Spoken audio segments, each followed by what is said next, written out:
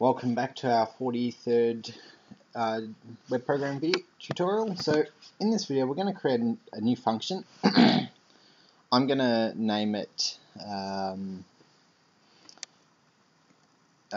day with the lowercase, and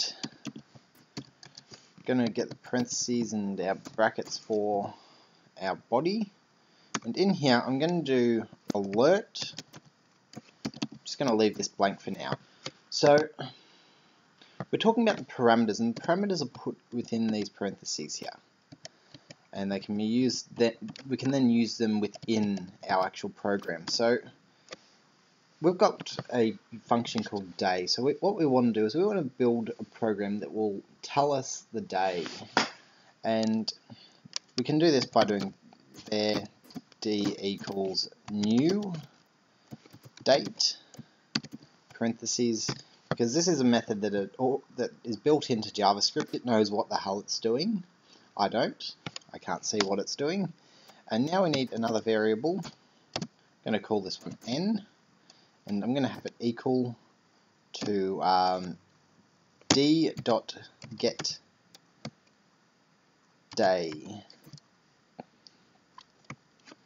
And okay, so I'm also going to do just a simple document dot write and have it as n. I'll just save this and I'll run it through. And here we go, we've got number 4. So what it's doing is it's picking up the number of the day. So 0, 1, 2, 3, 4. Now I don't know exactly where the date is set and where it's picking up on the date, because by my calendar it should be 5, so Sunday with 0, Monday, Tuesday, Wednesday, Thursday should be 5, unless it's starting.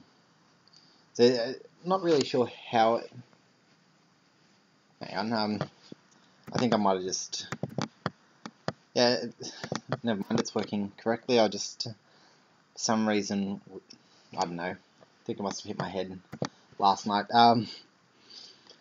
So what we're going to do here is now we want to get our alert to tell us the number of the day. Now, I know what you might be thinking, but 4 isn't actually a day. It's just imagine you got, we haven't actually spoken about it, but arrays. So 0, 1, 2, 3, 4, 5, 6. Now that's 7 days. So you have Sunday, Monday, Tuesday, Wednesday, Thursday, Friday, Saturday, and then back on the Sunday. That's what we've got here. So we've basically got an array, and date, it's asking for it. And when we get the day, it's going to tell us what day we've actually got. And they can they see it through the date, through D, and then D is getting passed into get day. It's a few complicated methods, but we wind up with number 4 because according to the computer it's the 5th day of the week and it always starts counting from 0. So we're just going to be happy with n. Obviously I could write something where if n equals 4, document write Thursday or something, but not going to worry about that. I'm just going to leave it like this. Now, I'm sorry I'm taking a bit too long and rambling on a little bit, but we've got a lot to cover. So now what we need to do is to get this function day to work, we now want to pass the parameter n. So we're saying that n here can be used within this function. And if I were to save this and just run it, nothing would happen because we haven't called the function. But nothing would happen even if we had called the function because the alert is empty. So what we need to do is we also need to put n in here. So now we should have a pop-up. In fact, here, I'll run it here. Day brackets. Now, I think you'll see that nothing's going to happen here either. Yes, it says it's undefined, and it's undefined because we haven't actually told it that we're passing n through it. So now that we've got n, we'll run it through and it's got 4. So that's perfect. Pretty much perfect. Now, the other thing that we should do is, as with all things, we want to get a button. So input type equals button, value equals try me, or better yet, get day, and on click we want it to bring out day.